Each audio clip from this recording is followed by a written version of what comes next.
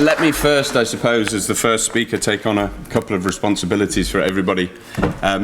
We are all volunteers.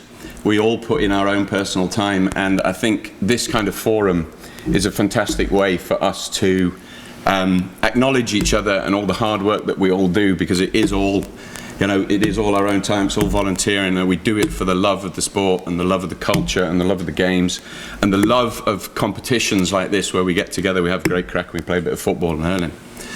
So I'd like to thank all of the organisers of the games this year for giving that opportunity to us all to realise the dream that, you know, we wanted to play for our country or our nation or our club on this platform. I think it's fantastic. I've been a long-term lobbyist of something like this to happen, and I'm very happy that it's happening. Thank you.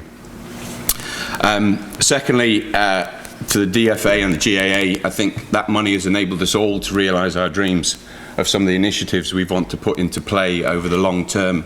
Since the very beginning, some of the clubs here are much older than some of the other clubs like South Africa, and that money has really made a huge difference over the last 3 years in changing what we're able to do overseas, so thank you very much for that.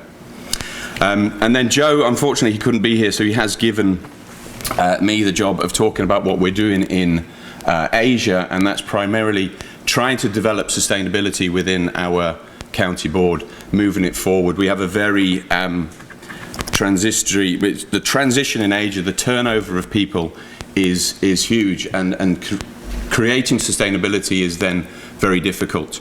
I mean, we've been going for 20 years. Next year is the 20th anniversary of the Asian Gaelic Games. But we've over the last 5 years or so, we've realised that to maintain that momentum that we've generated, we have to create sustainability.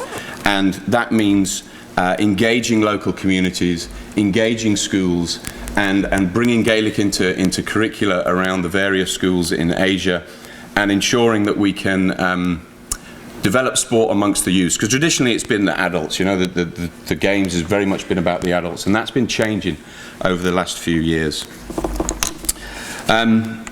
So what did we do? A few years ago they did a needs assessment. They talked to the clubs, how are you going to develop locally? Joe received all the feedback. The county board worked very hard in processing that feedback. They got back to the clubs and they started developing initiatives that were very much focused on developing it in schools, local schools, international schools, developing youth regional tournaments and youth board-wide tournaments. And I'm lucky to have Cullum and Ashlyn here who can talk at length about what's going on in China. If I just quickly tell you about what's going on in some of the other clubs, Seoul and Shanghai were in Croke Park 2 weeks ago with their juniors playing at half-time of one of the games. We have Hanoi, who has been probably the leader in Asia in developing the youth. They work with charities, they work with local schools, they have an orphanage where they have under 8s, under 9s, under 10s, and there's a recognition of the work that Hanoi and the Viet Celts have been doing over the last few years.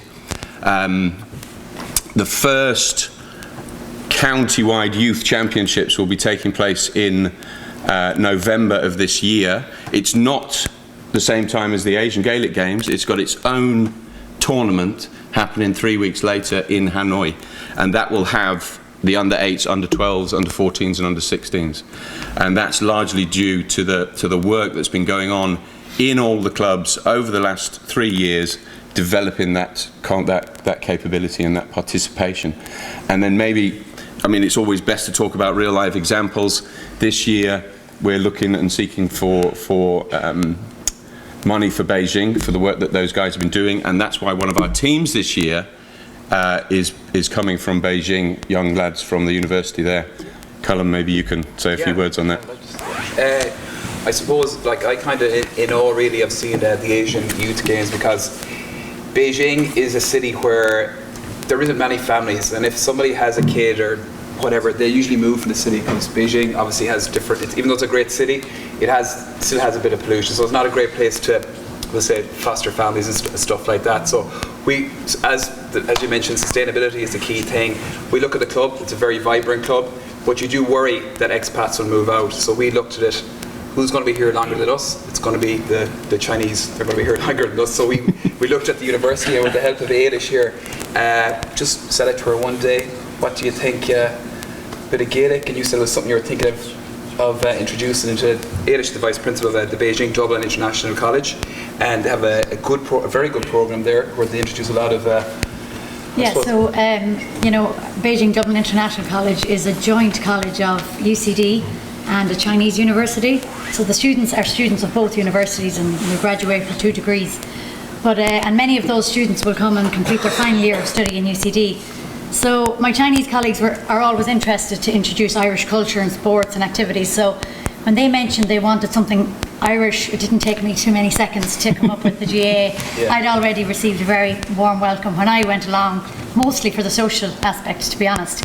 But so then, really talking to the GAA, we brought it into the university as one of the options on their sports. So Chinese students have PE as part of their curriculum.